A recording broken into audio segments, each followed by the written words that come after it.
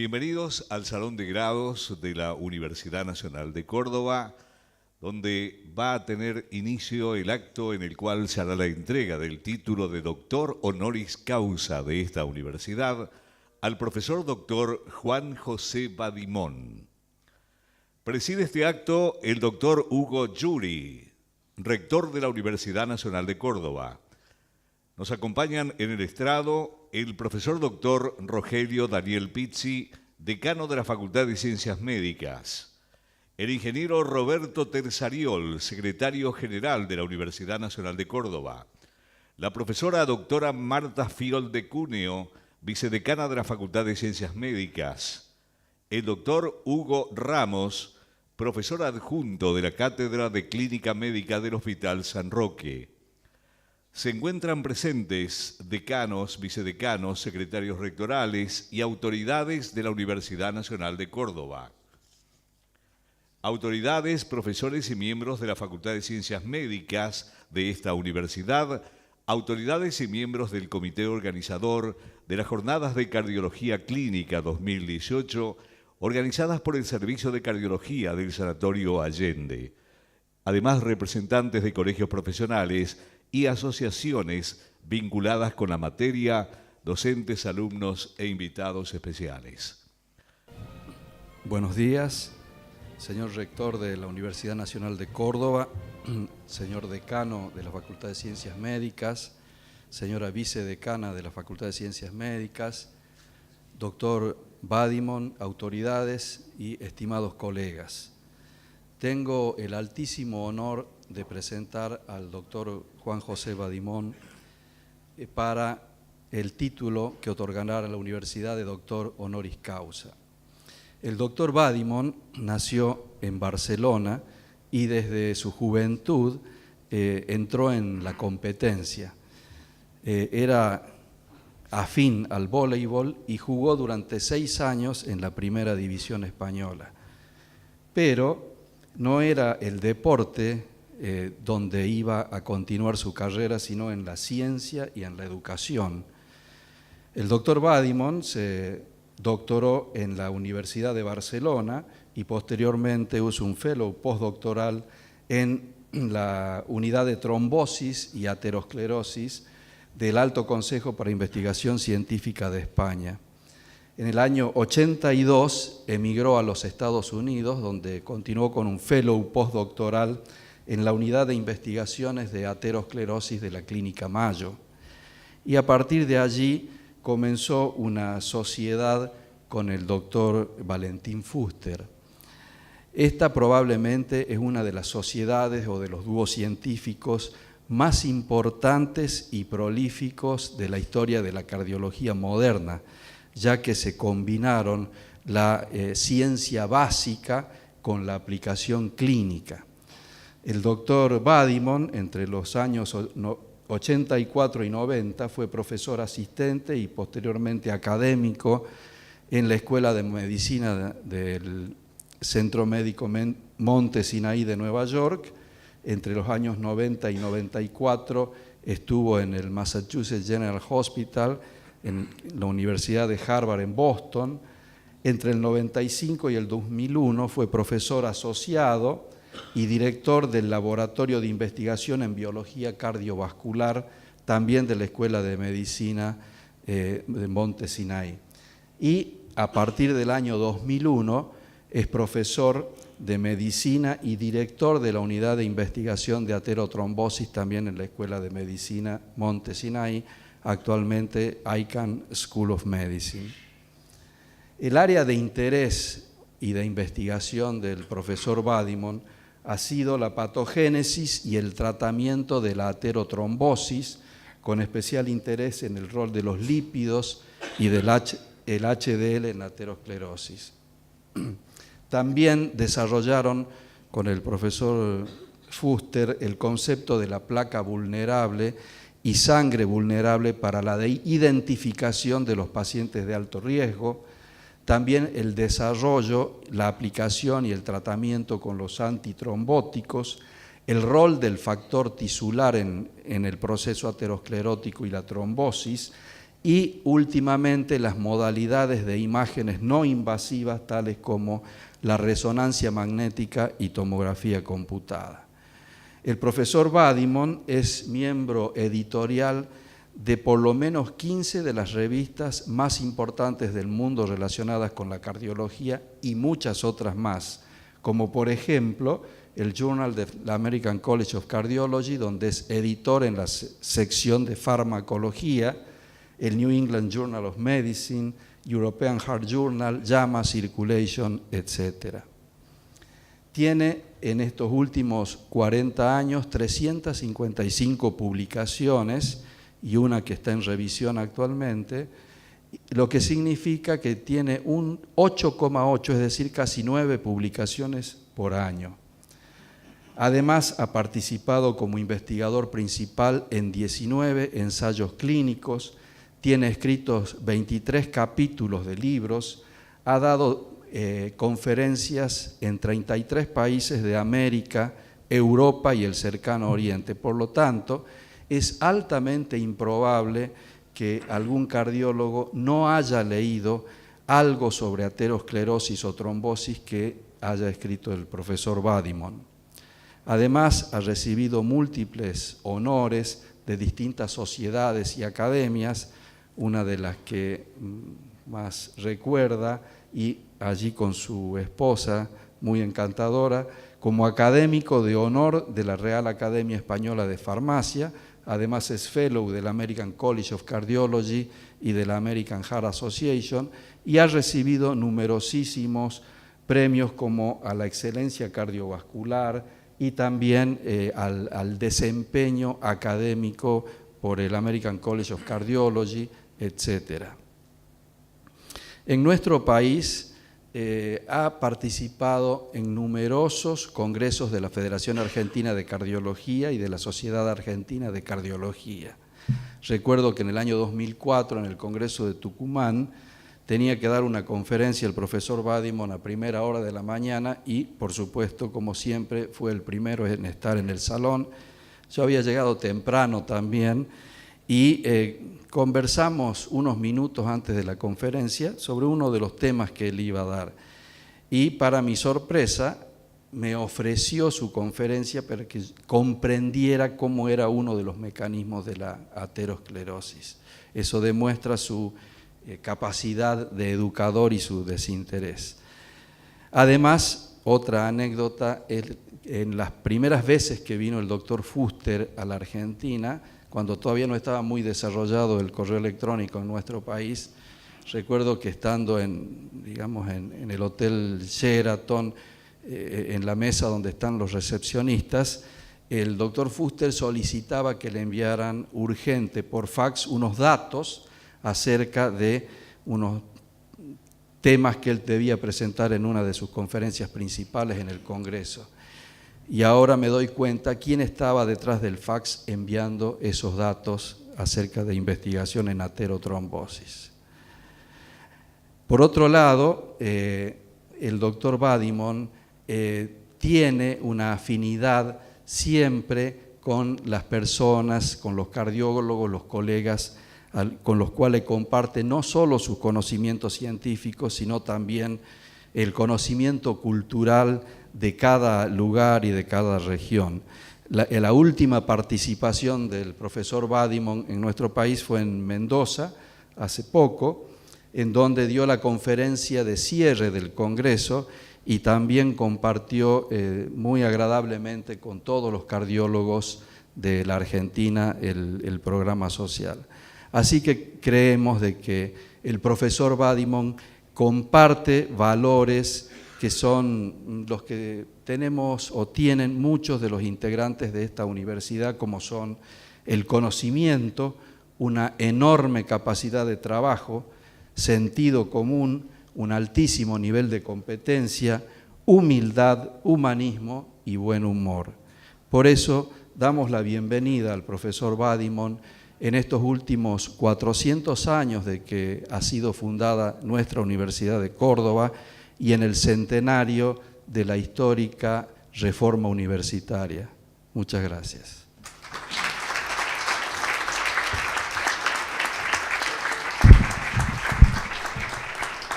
Agradecemos la presentación que nos hizo el doctor Hugo Ramos. A continuación, invitamos al señor rector de la Universidad Nacional de Córdoba a realizar la entrega del diploma que acredita al doctor Juan José Badimon como doctor honoris causa de esta universidad y una medalla recordatoria de este momento.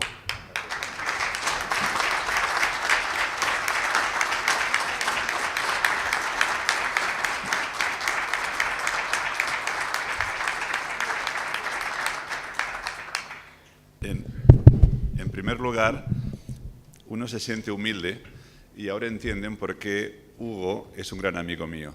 Porque como dice la copla española, Hugo, repite lo que has dicho, aunque sea mentira, pero repítelo. Es una pena que no esté mi jefe, porque inmediatamente le pediría un aumento de sueldo, después de ver todas estas cosas.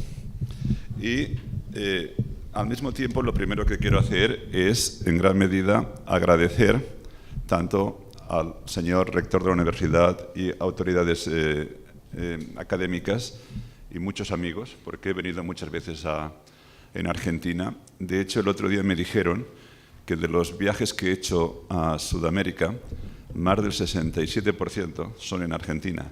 Por tanto, yo no sé ustedes, pero yo realmente, cuando vengo a Argentina, no me considero extranjero, sino me considero como mi segunda casa, por la cantidad de amigos y por la bien que me han recibido. Y con esto voy a empezar, porque siempre digo que todos los premios son importantes y siempre son bienvenidos, pero el valor de los premios tiene una relación directa a la categoría de la institución que te lo da y a los galardonados anteriores. Y entonces hice un poco un estudio con ayuda de Hugo y, como pueden ver, no voy a ser el primer catalán. Aquí también está Juan Manuel Serrat, pero no se preocupen, yo no voy a cantar. Al mismo tiempo, veo que voy a pasar a hacer compañía de premios Nobel y arquitectos, incluso a un largo número de expresidentes de gobierno. Pero si me permiten, prefiero que me cataloguen a mí entre los científicos, no entre los políticos, porque últimamente no somos muy afortunados. Pero bueno, vamos a empezar y de nuevo agradecerle al rector de la universidad que me ha dado el diploma y la medalla antes, porque me imagino que así, si se arrepiente, lo siento mucho. Lo que se da no se quita, ya sigue siendo mío. Pero bueno, vamos a empezar y lo primero es, como ustedes saben, Miguel de Cervantes dijo que es de bien nacidos el ser agradecidos.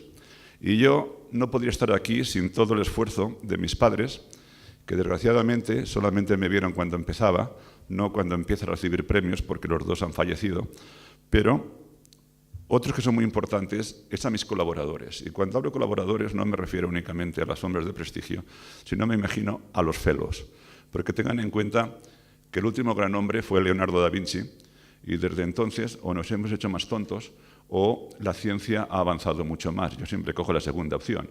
Y por tanto, especialmente la investigación hoy en día es un ejercicio de equipo.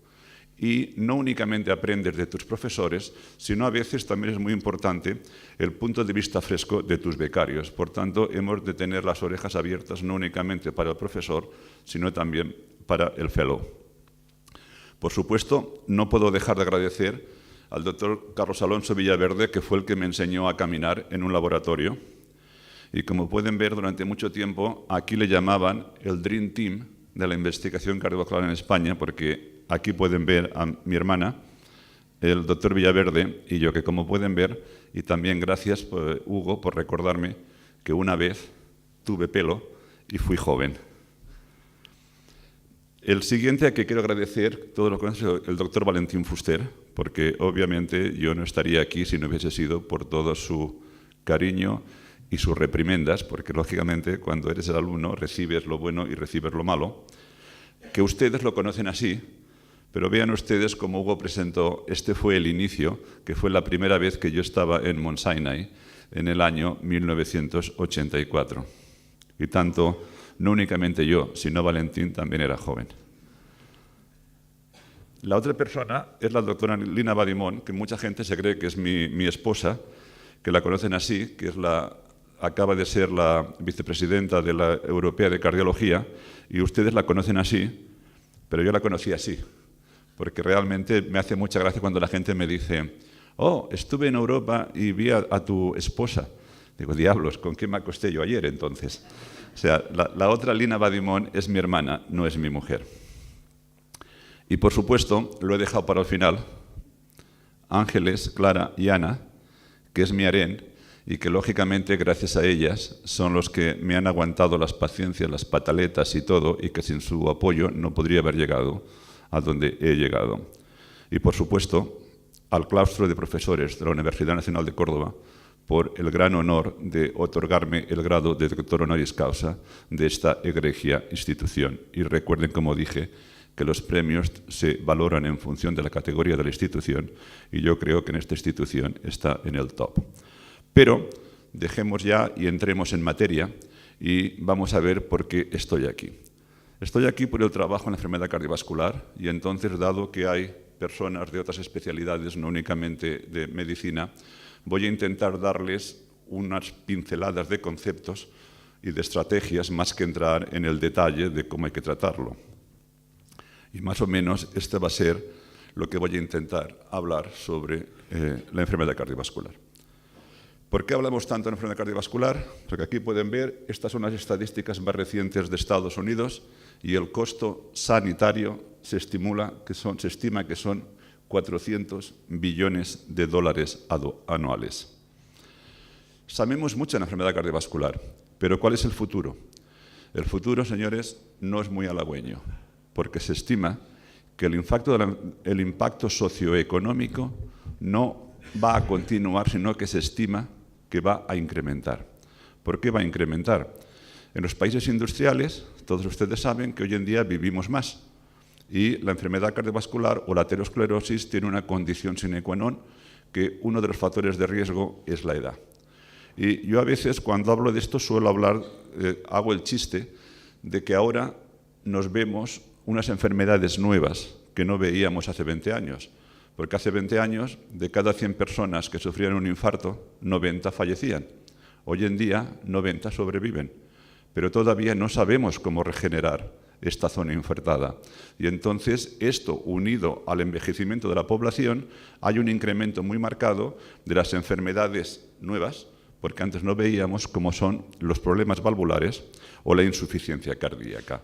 Y todo esto trae consigo un incremento muy importante en los gastos hospitalarios que afectan a la sociedad. Pero ¿qué ocurre en los países en desarrollo?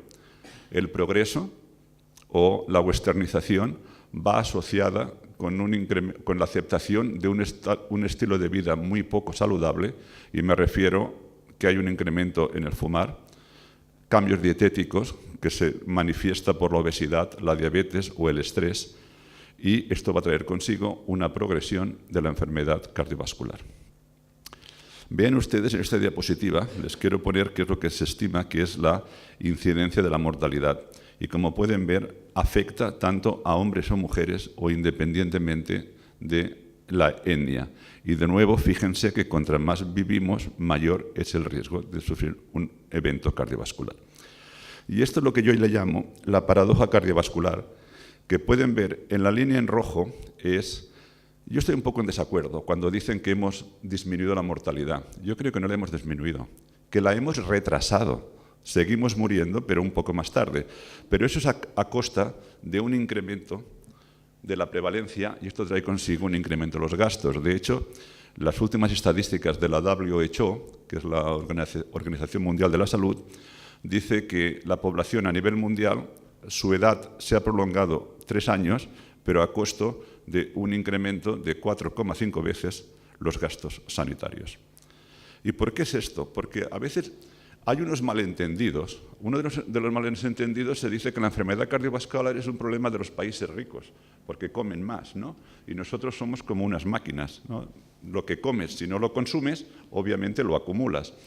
Pero vean ustedes que las estadísticas más recientes nos indican de nuevo que aquí hemos puesto los países de una renta per cápita elevada, de media y baja, y vean ustedes en el color gris cómo la enfermedad cardiovascular va a incrementar primordialmente en los países de renta per cápita baja, como hemos indicado, a consecuencia del incremento de los factores de riesgos.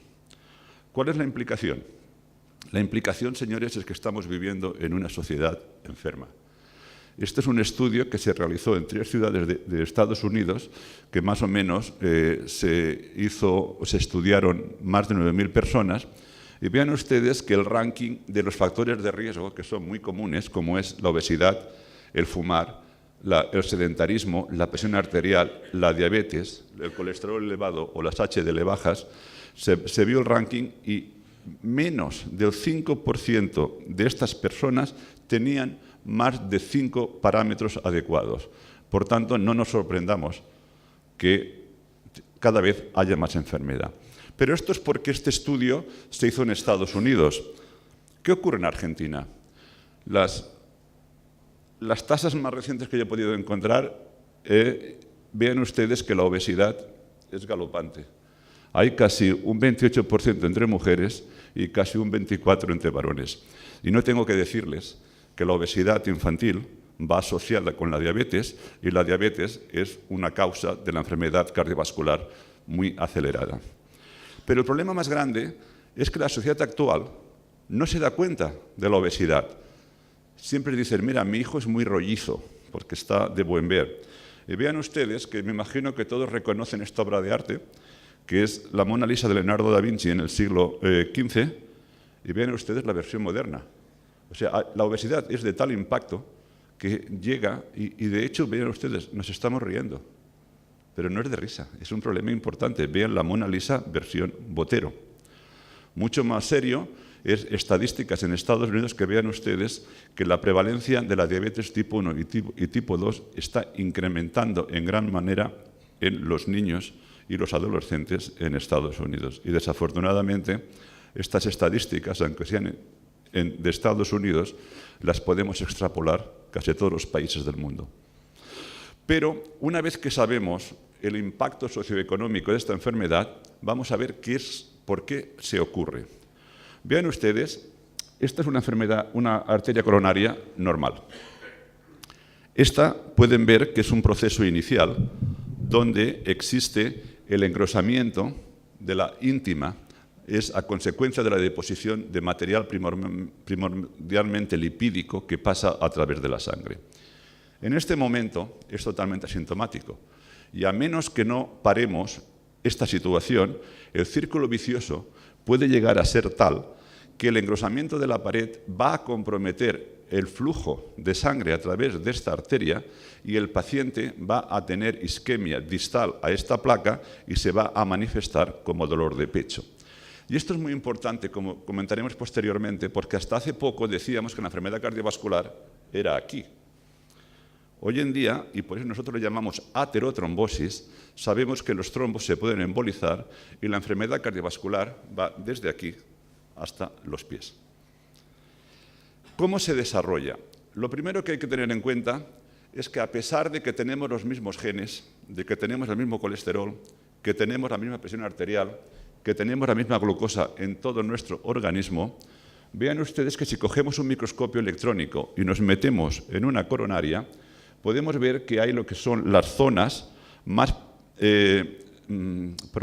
predispuestas a tener lesiones en que el endotelio tiene esta imagen como de una colmena y que se caracteriza porque existe una mayor permeabilización no únicamente a las proteínas plasmáticas, sino a las células como el monocito.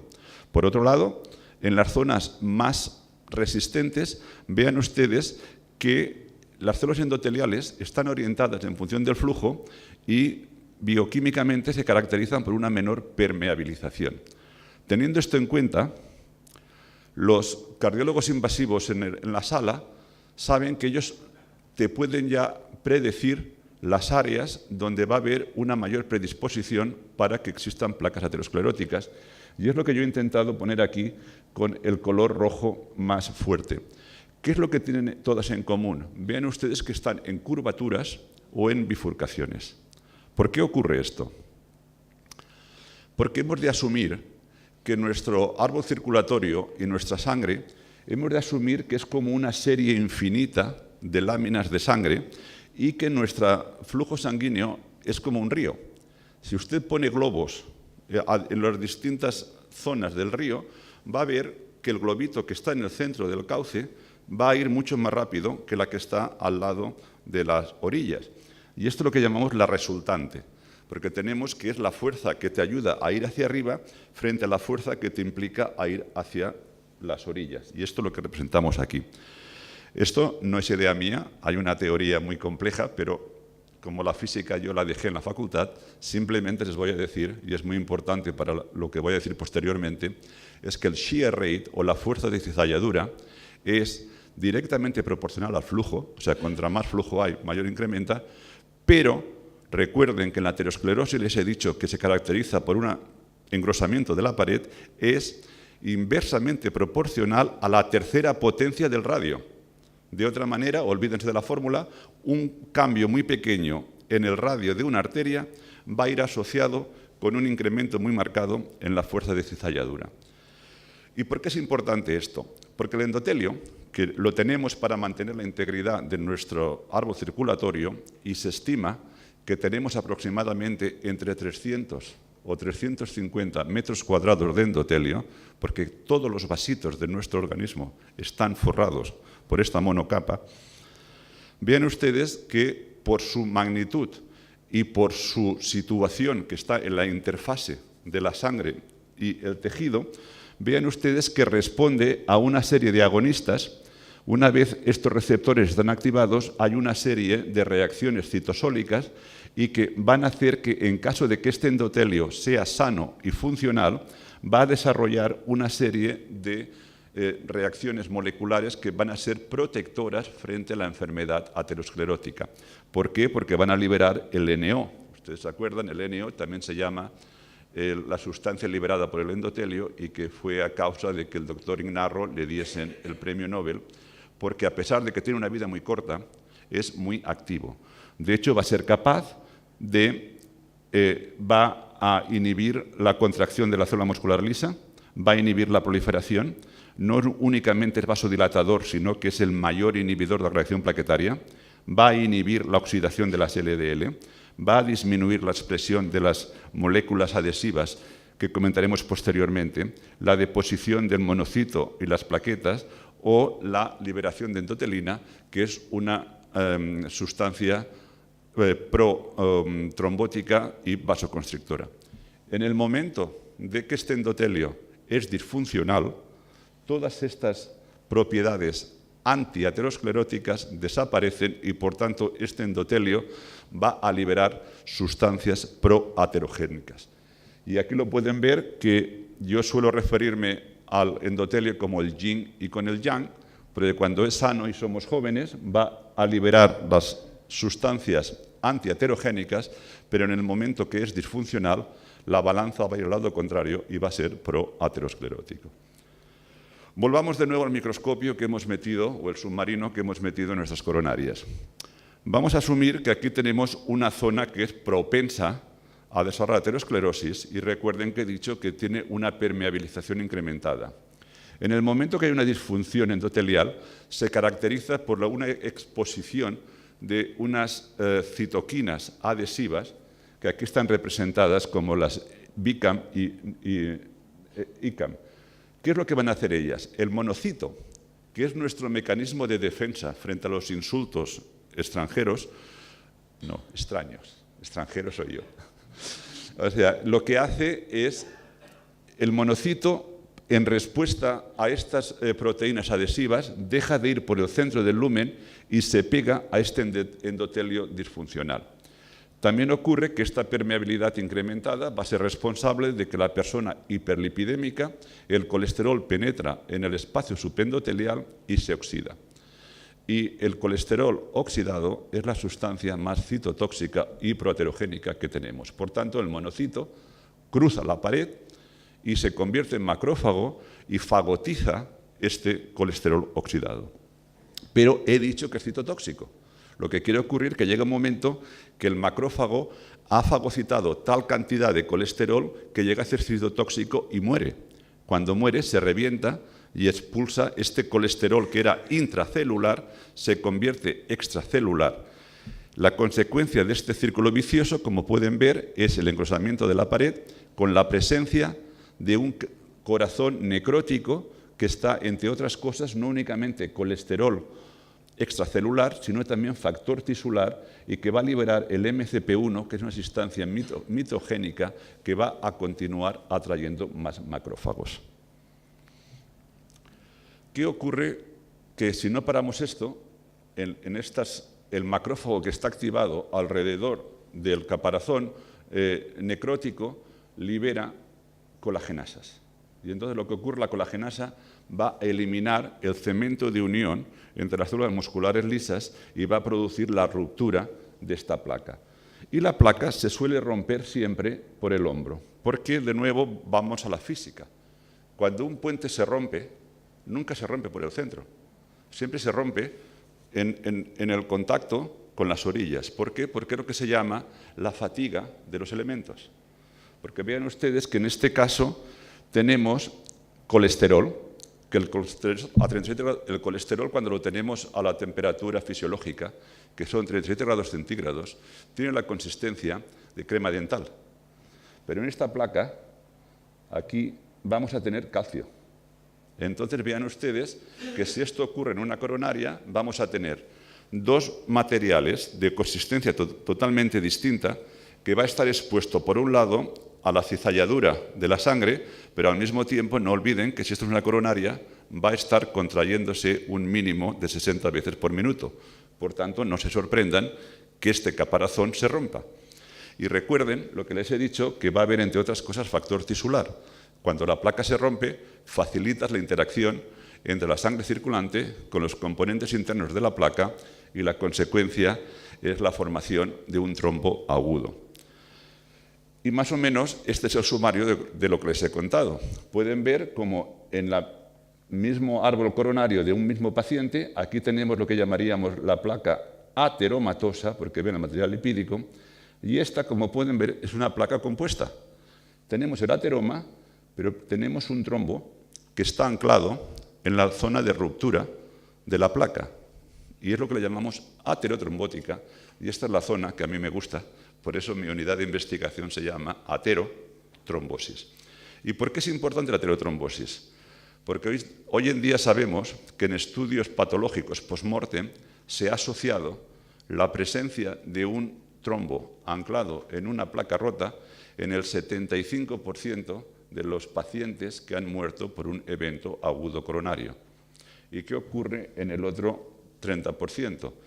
Aquí, primordialmente, son mujeres diabéticas o fumadoras donde no existe una ruptura de placa, pero existe una erosión del endotelio y lo que ocurre es que la diabetes y el fumar son protrombóticos y, por tanto, se forma el trombo.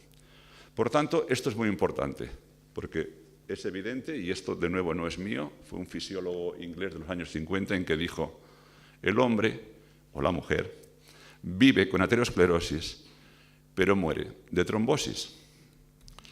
¿Y cómo lo podemos explicar? Esto es una diapositiva vieja que le hicimos, pero vean ustedes que vamos a asumir que el paciente tiene una placa vulnerable, esta placa se rompe, y vamos a decidir a priori que el trombo que se forma va a ser frágil. ¿Y qué quiere decir? Que en el momento en que este trombo se sienta en la placa rota, físicamente va a ocluir el flujo de la sangre. Por tanto, la zona distal a este trombo no va a recibir sangre, va a ser hipóxica y el paciente va a tener isquemia y va a tener dolor de pecho. Pero recuerden que hemos decidido que este es un trombo lábil. Por tanto, se emboliza. Se va el trombo, la sangre vuelve a circular, la hipoxia desaparece, el dolor de pecho desaparece. Pero la lesión no se cura en 2 minutos. O sea que puede formarse un nuevo trombo con oclusión y esto es lo que puede ser la causa del paciente que se presenta con angina de pecho inestable o el que tiene el infarto sin la onda Q. ¿Qué ocurre con el trombo? Cuando el trombo se emboliza, pueden pasar 2 cosas. Que se fragmente en un tamaño tan pequeño que los órganos hematopoyéticos quiten estos embolitos tan pequeños de la circulación y no pasa nada. Pero algún fragmento un poco más grande puede tener dos destinos. Uno, que a través de la carótida suba hacia el cerebro y encuentre un capilar donde sea totalmente oclusivo y la manifestación del paciente va a ser un ictus, o bien que vaya de la aorta hacia abajo y que llegue a las piernas, donde tenemos los vasos más pequeños, sea totalmente oclusivo y el paciente se va a manifestar con la enfermedad periférica. Si el otro escenario es que el trombo es muy grande, es muy fuerte y es muy estable, entonces el paciente se va a manifestar como el infarto agudo de miocardio o incluso puede causar la muerte repentina del paciente. Entonces, una vez conocemos esto, es muy importante para que pasemos a discutir las bases racionales para la prevención y el tratamiento de la enfermedad cardiovascular. Lo primero que hemos de saber es que la aterosclerosis es una enfermedad difusa y, por tanto, que afecta más de un lecho arterial. Por tanto, una enfermedad difusa solamente se puede tratar con un tratamiento difuso o un tratamiento sistémico. Por tanto, yo sé que están diciendo que hoy en día se ponen muchos stents, pero los stents es un tratamiento local. En el stent tienes una placa, pones el stent, quitas la placa, pero nadie te dice que proximal o distal al stent no exista otra placa en que se vaya a romper. Por tanto, los tratamientos más efectivos son sistémicos. Por otro lado, la otra cosa que hemos aprendido es que a veces tenemos muchas medicinas, pero no sabes cómo, ni cuándo, ni cuál escoger a cada paciente.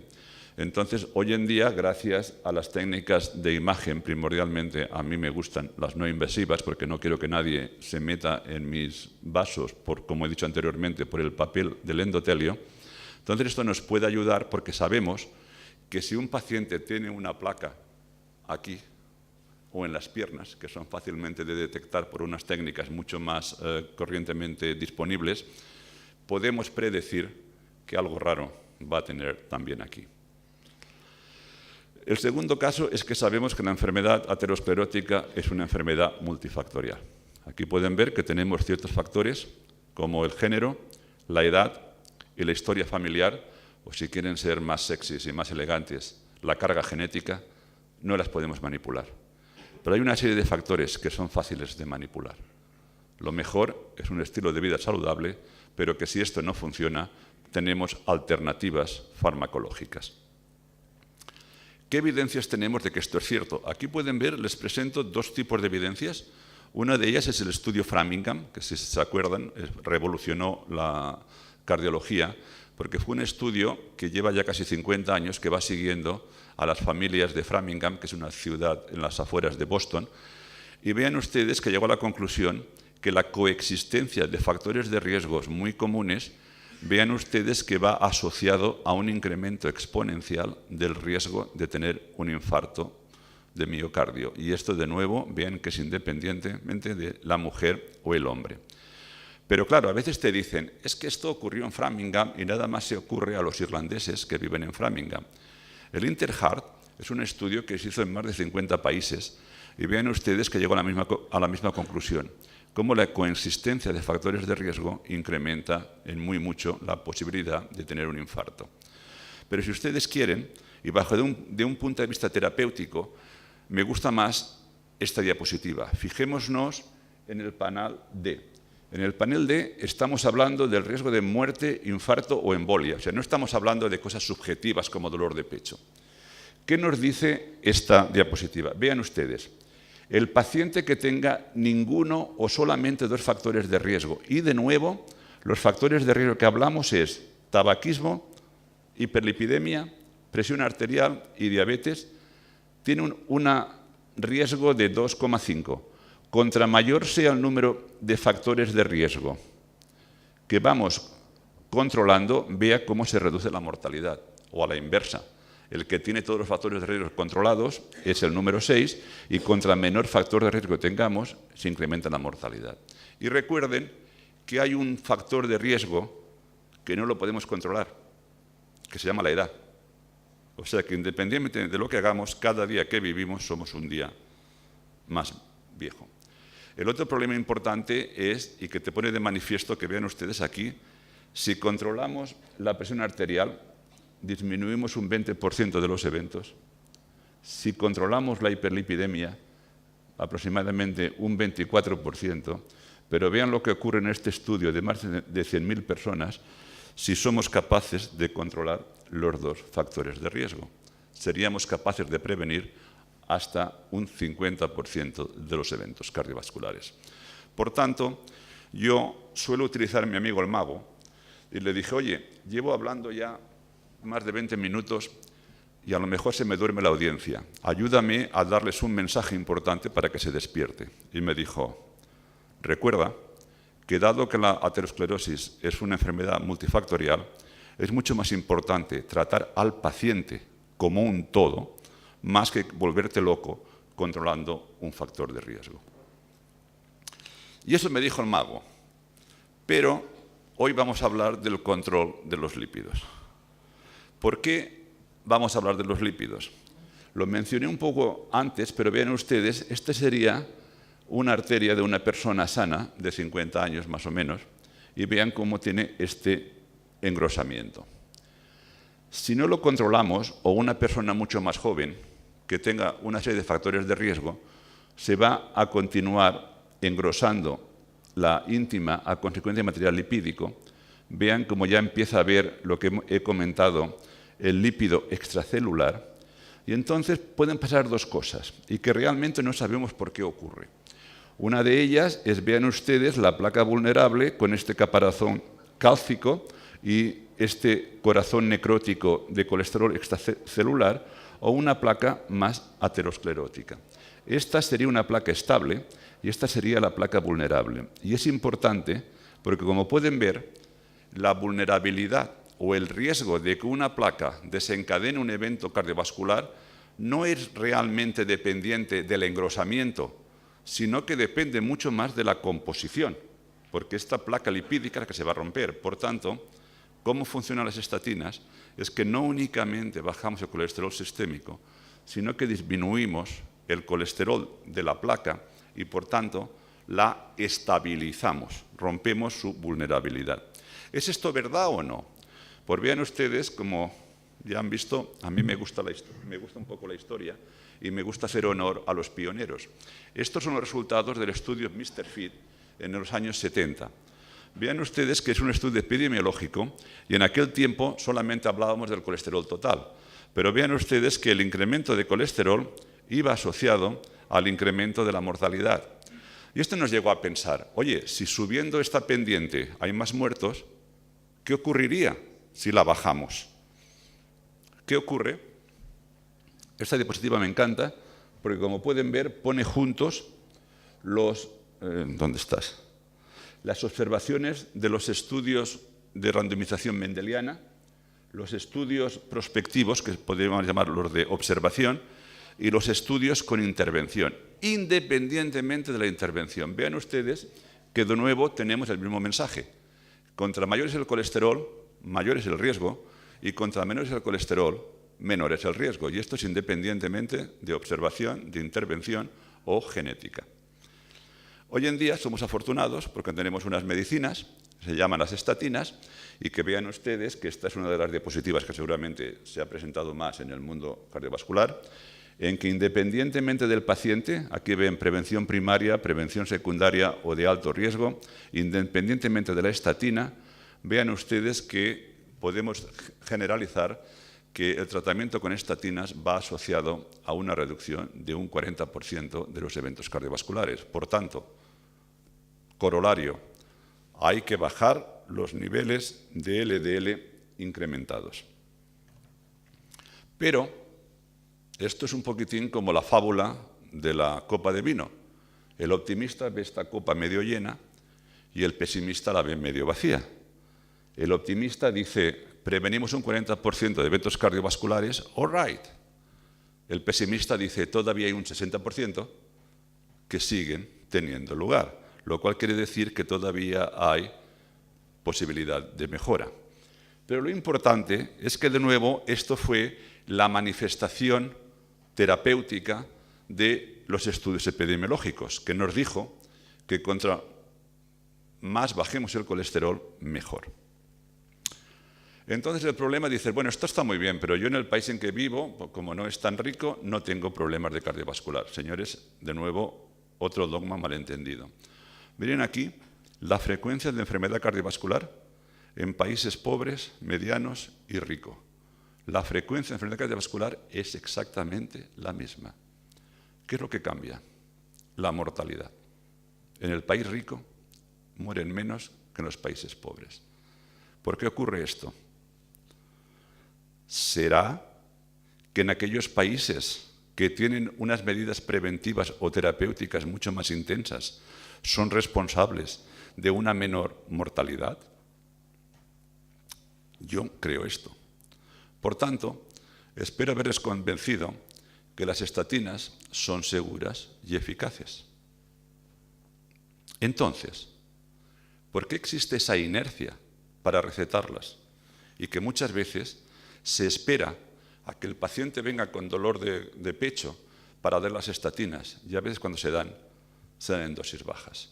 Si me permiten aquí, voy a tomar una sentencia de otro honoris causa de esta institución, que era el profesor Eugene Bramwell, en que él dijo un día, y a mí me marcó, me dijo, el esperar a iniciar el tratamiento con estatinas es como aquel que una vez le han robado los caballos, entonces cierra la puerta del corral.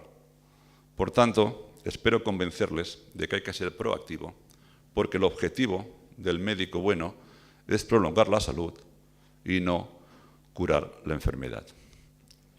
Pero la historia siempre nos complica la vida. Vean ustedes, aquí podemos poner el perfil de los niveles de colesterol en función de los estudios clínicos que se han realizado. Y pueden ver que en un principio hablábamos de que unas LDL de 160 eran buenas. Después, en el 1995, se publicó el 4S y vio que había que bajarlo a 120. El Pruvet llegó a menos de 100 y lo más reciente, con las drogas de los inhibidores de la proteína PCSK9, nos dicen que podemos llegar hasta 40 miligramos por decilitro. Por tanto, el dogma de que contra más bajo mejor, y que antiguamente teníamos miedo de que si bajábamos mucho las LDL era la curva J, porque subía el cáncer de colon, hoy sabemos que no es correcto. Por tanto, hemos de pensar que contra más bajo mejor, pero mucho más importante, contra antes lo iniciemos, mucho mejor. Estamos de acuerdo, todo maravilloso, pero la realidad es que vean ustedes lo que ocurre aquí en países europeos, donde la mayoría de los países tienen un sistema de salud socializado. Y vean ustedes, por ejemplo, fijémonos en uno en especial, que es el que tiene la más similaridad con Argentina, que es España, y es el que conozco mejor.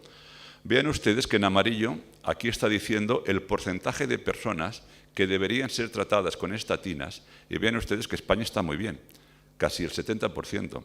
Pero cuando analizas el porcentaje de pacientes que tienen los niveles recomendados por las guías, solamente hay un 31%.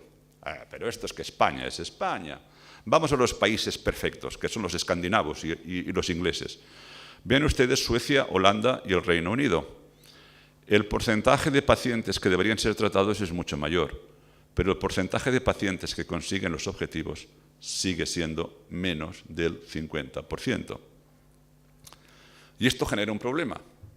¿Qué hacemos con aquellos pacientes que a pesar de tomar estatinas no conseguimos los valores lipídicos recomendados por las guías? Pues lo que hacemos es la terapia combinada.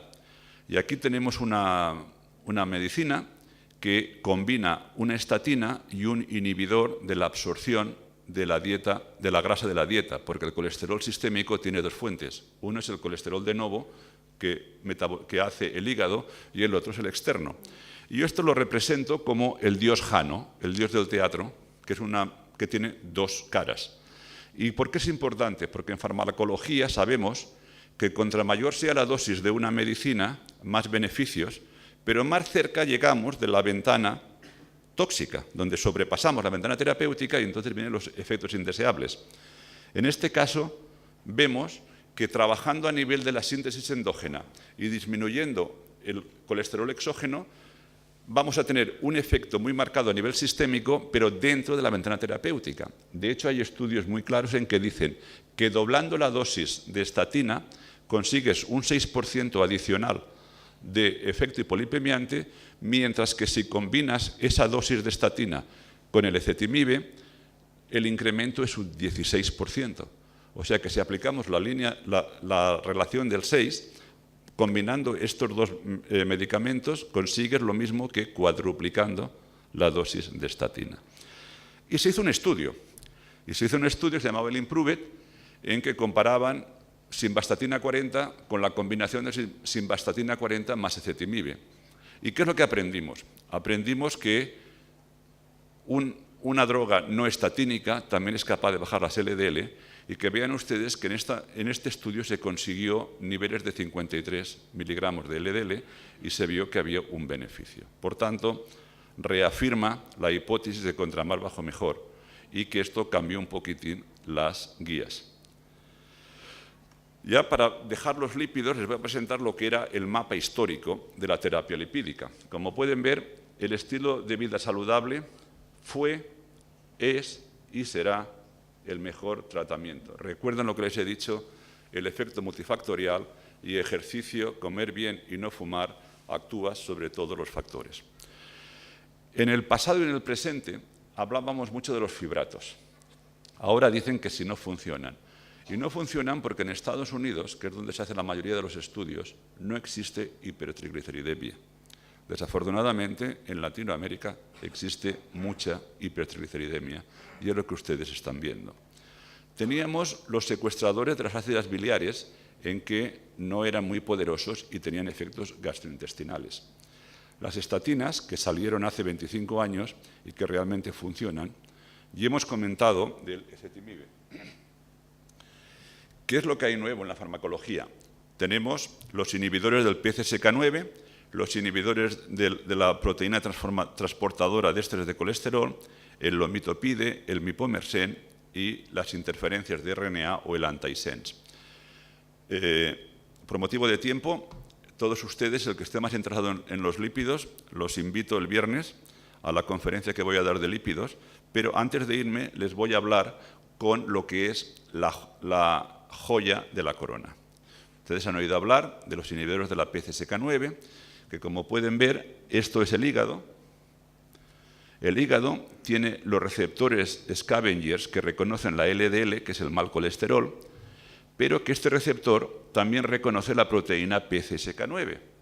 La PCSK9 se pega al receptor, el receptor reconoce la LDL, se internaliza en el hígado y llega al lisosoma, donde se metaboliza la LDL, que es eliminada en las heces o se utiliza para hacer hormonas, pero también se metaboliza el receptor. Esta medicina en 10 años ha pasado de una observación genética a tener una inyección en nuestras manos, porque se vio que a nivel genético las personas que no tenían PCSK9 no tenían niveles de colesterol elevado. ¿Por qué?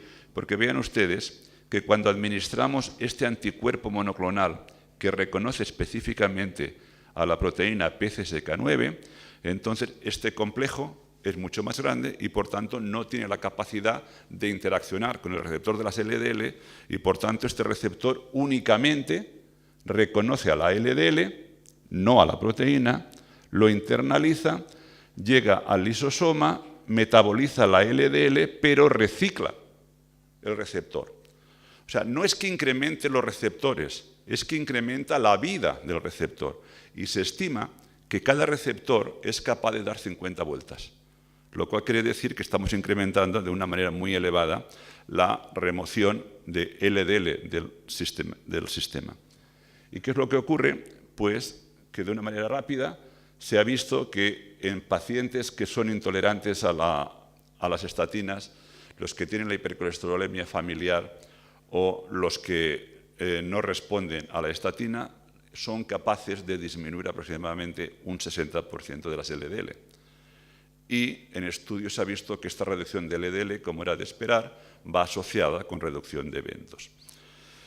Pero ¿qué ocurre en la población general? De nuevo vean ustedes que no únicamente bajan las LDL, sino que es la única intervención terapéutica que es capaz de bajar la lipoproteína A un 27%.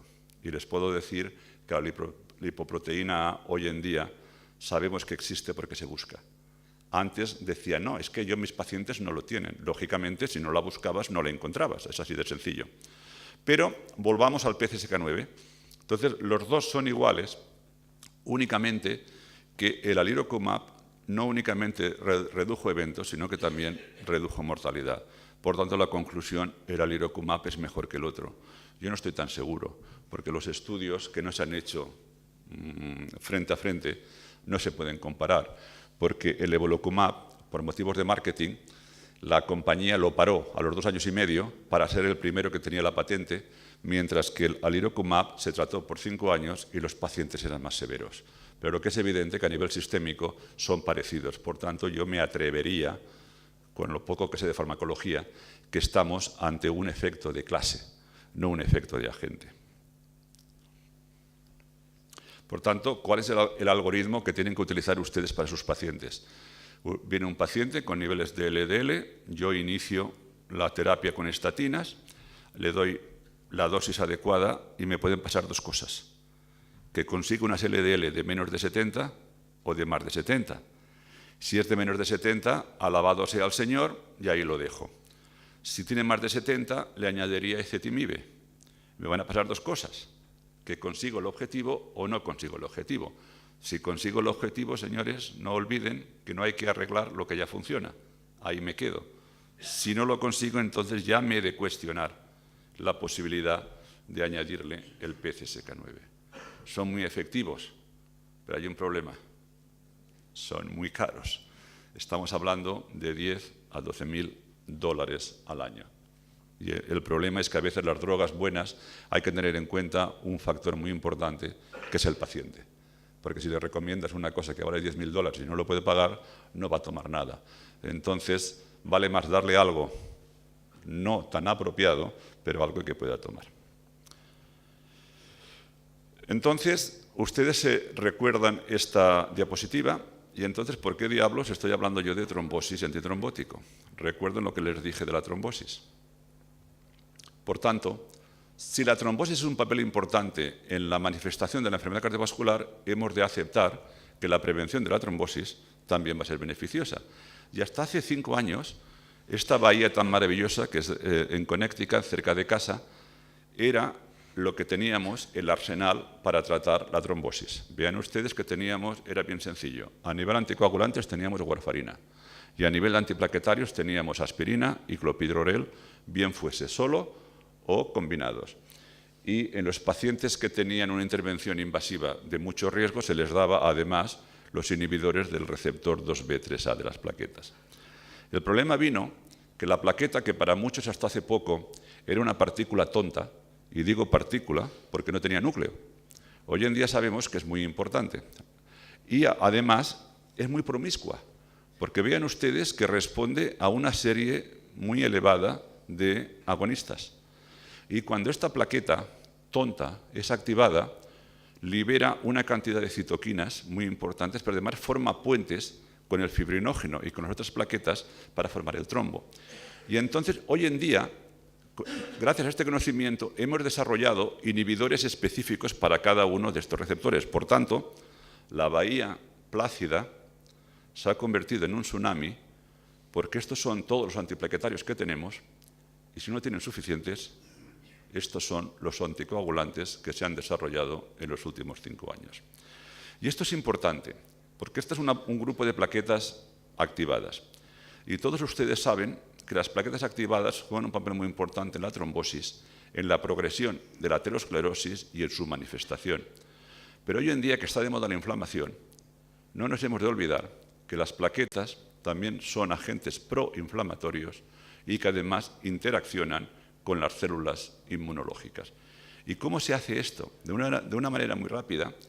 La plaqueta inactiva está aquí redondita, pero vean ustedes que es capaz de reaccionar en función de una serie muy grande de agonistas y cuando se activa, vean ustedes que es capaz de liberar moléculas de adhesión, factores de crecimiento, citoquinas, factores de coagulación, inhibidores de la fibrinolisis e incluso micropartículas protrombóticas. Como pueden ver, todo esto es una receta de cosas que tú no quieres en un paciente con enfermedad cardiovascular. ¿Qué es lo que sabemos? Bueno, como me estoy pasando un poco, la aspirina lleva más de 100 años. Y cuando pensábamos que la conocíamos toda, vemos que cada vez conocemos menos. De hecho, aquí pueden ver que esta es la diapositiva que se hizo con más de 500.000 de personas en el año 2002 y decías, tú dale aspirina a la dosis que quieras, desde 1,5 gramos hasta menos de 75 y vas a disminuir un 20% de los eventos recurrentes. Estaba clarísimo, ¿no? Posteriormente, vean ustedes que en estas publicaciones de alto prestigio, New England, JAMA y Lancet, para empezar, vemos que la aspirina disminuye las embolias en las mujeres, pero el infarto en los hombres.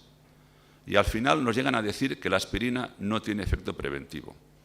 El primer problema es si será verdad que el hombre es de Marte y la mujer es de Venus, porque la misma droga, en uno previene la embolia y en otro el infarto.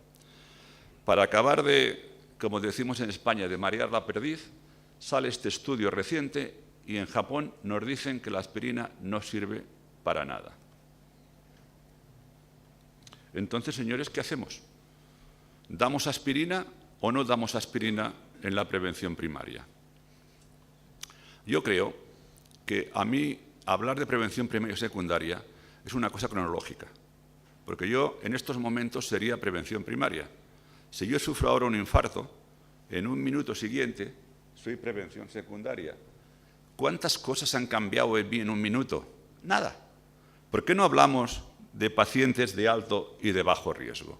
Y en estos momentos yo les puedo decir que independientemente de los estudios que existen, si yo fuese diabético, hipercolesterolémico, hipertenso, jugador y pendenciero, tomaría aspirina. Porque además, ahora resulta que los oncólogos nos dicen que la aspirina previene un 30% el cáncer de colon. Pero nos sirvió que dijimos, si la aspirina, que es un inhibidor muy poco potente, funciona, ¿qué ocurre si en trombosis ocurre como en los lípidos? Contra más mejor. Y esto nos llevó a desarrollar unos inhibidores del receptor P2Y12, que es el responsable de que cuando la plaqueta se agrega, se quede junta. Porque si no tienes este receptor, la plaqueta se activa, pero se libera. Digamos, es como el ancla que facilita la formación de un trombo. Y en un principio, la primera onda fue el clopidogrel. En el clopidogrel es la droga que tenemos muchas evidencias para darla, y como dijo Hamlet, es to give, yes, or not to give. Vean ustedes que estoy manteniendo la privacidad de este paciente, pero vean el escudo que hay debajo. Pues este señor tuvo un infarto y tomaba clopidogrel, y un problema del clopidogrel es que tiene una duración muy larga, y entonces tuvo que esperar a que el clopidogrel se fuese. Y yo esto, de nuevo, volvemos al yin y el yang, porque el problema más grande de hoy en día no es que no tengamos medicinas, es que hay que educar al paciente que la medicina hay que tomarla tal y como te han dicho, porque tener el potito de medicinas en el armario del baño no funciona. O sea, que si el paciente se olvida, esto puede ser una cosa beneficiosa. Y tuve una discusión con un cirujano y un día me dijo, es que esto no puede ser porque yo no operaría con clopidogrel. Y le dije, usted sabe que antes que usted y yo, hace 15, 20 años, hubo esta discusión, exactamente la misma, pero solamente cambió la droga. La droga se llamaba aspirina. ¿Y sabe una cosa? Los cirujanos han aprendido a operar con aspirina. Le voy a dar un consejo. Aprenda a operar con clopidogrel. Pero el otro problema es que dijeron, es que hay un polimorfismo, que hay gente que no responde.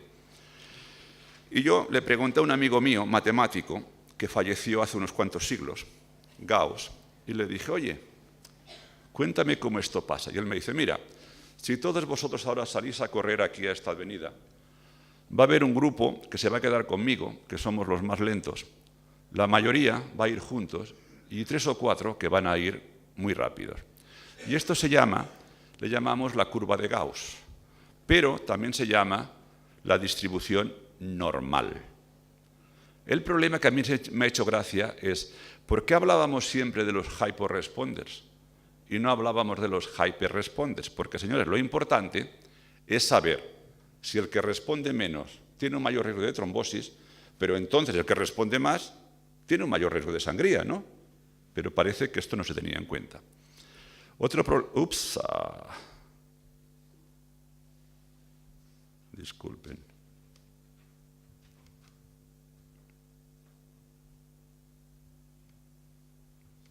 Esto pasa cuando mueves mucho las manos.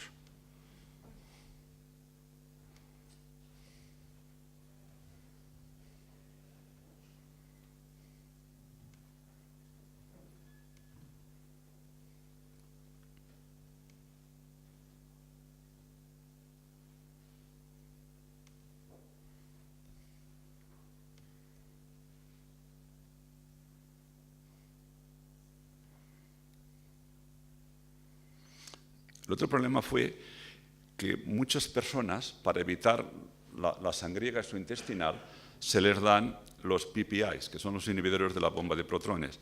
Y entonces hubo estudios que decían que realmente esto disminuía el efecto del clopidogrel. El único estudio randomizado fue el COGEN, en que eran personas se randomizaban a clopi plus PPA versus clopi. Entonces, el estudio, como pueden ver, era exactamente igual. La única diferencia fue que, obviamente, el que había tomado el PPI tenía menos sangría intestinal. Pero mucho mejor me gustan a mí las observaciones de la vida real.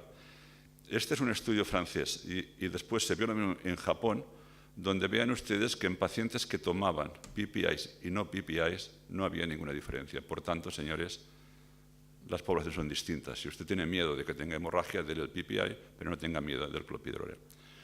Pero de nuevo dijeron, si el clopi va bien, vamos a desarrollar algo que sea mejor. Y una de ellas fue el prasugrel, que de manera rápida, yo le voy a llamar la droga con las 4 Ps, porque era rápida, era muy potente, era la cosa buena que era predecible, pero era politically incorrecta, porque había una caja negra. Y una caja negra que afecta a gran número de los pacientes que vemos normalmente, porque vean ustedes el que había tenido una historia de ictus, el que tenía más de 75 años o el que pesaba poco. Señores, esto es farmacología. La misma dosis a una persona de 60 frente a mí, pues va a haber menos efecto. Y la conclusión era que a esta población el prasugrel era peor. Posteriormente hicimos otro, que era el ticagrelor, en que era rápido, potente, predecible, y le dicen que es reversible. Estos son los que lo hacen. Yo no estoy seguro, no es reversible, lo que tiene una duración más corta, y por ello hay que darlo 2 veces al día, que de nuevo es bueno y es malo. Es bueno porque si usted toma ticagrelor y lo han de operar, pues lógicamente el efecto se le pasa mucho antes, pero cuidadito, como se olvide de tomarlo por la mañana, porque entonces no va a estar protegido. ¿Qué es lo que sabemos? Sabemos que cualquiera de las drogas modernas, prasugrel o ticagrelor, en un estudio de costo-beneficio son mucho más efectivos que el clopidogrel. Y ya para acabar les voy a explicar lo que es la pregunta del $1.000.000, que es ¿qué haces con aquella persona en que le has puesto un stent? Yo estuve sentado hace 2 años en el American College 2 horas y entonces la pregunta era ¿se lo das por 3 meses? ¿Se lo das por 6? ¿Se lo das por 12 meses? ¿Se lo das por siempre? ¿O no sabe, no contesta? Entonces, ¿qué es lo que ocurrió? El estudio ISAR nos dice que no hay diferencia entre el que lo toma 6 meses o 12 meses después del stent. Tomamos 6 meses, porque igual sangro. El estudio ITALIC nos dice que no hay diferencia entre 6 y 12 meses. Seguimos tomando 6 meses, ¿no?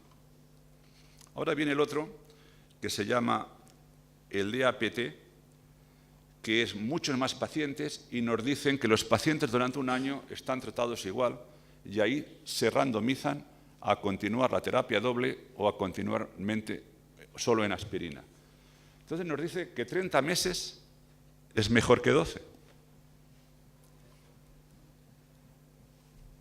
¿Qué hacemos? Yo creo la respuesta la tiene mi amigo el perro, que está en este balancín. Porque una talla no sirve para todo el mundo. Y por tanto, lo que tenemos que volver es al arte de la medicina, en que hemos de balancear, como hace el perro, el riesgo de sangría frente al riesgo de reducir los eventos. Y es bien sencillo. Una persona que su problema es que tenga una embolia, voy a ser más agresivo. Si el problema es que no tiene mucho riesgo de embolias, pero va a sangrar, voy a ser menos agresivo. De nuevo, por motivo de tiempo, les invito a esta tarde a las 6:30. Y ya para ir acabando, ¿qué es lo que me dijo de nuevo el mago? Le digo, oye, llevo ya 1 hora y vamos a ir acabando. Y me dijo, recuérdales y tomen nota, que es la diapositiva más importante, es mucho más fácil, barato y efectivo prevenir que curar. Que un control racional de todos los factores de riesgo es lo que hemos de tratar y que seamos proactivos. Prolonguemos la salud en vez de esperar a que la enfermedad se manifieste. Y no olviden que he dicho que el estilo de vida saludable es lo mejor. Y aquí pueden ver, yo que soy de Barcelona, esto no es nada más que la dieta mediterránea, hemos de comer mejor y más sano, hay que hacer deporte, pero no hay que hacer una maratón cada día, ¿eh? Tenemos ejercicio para todas las edades, porque además de vernos más guapos, nos vamos a encontrar mucho más activos. Porque, señores, lo que queremos es, como dijo el cantante guatemalteco Ricardo Arjona, vamos a ponerle vida a los años en vez de poner años a la vida. Y con esto quiero acabar expresando mi más sentido agradecimiento por el honor que me acaban de investir al concederme el título de profesor honoris causa de la Universidad Nacional de Córdoba. Y con ello, muchísimas gracias por su atención.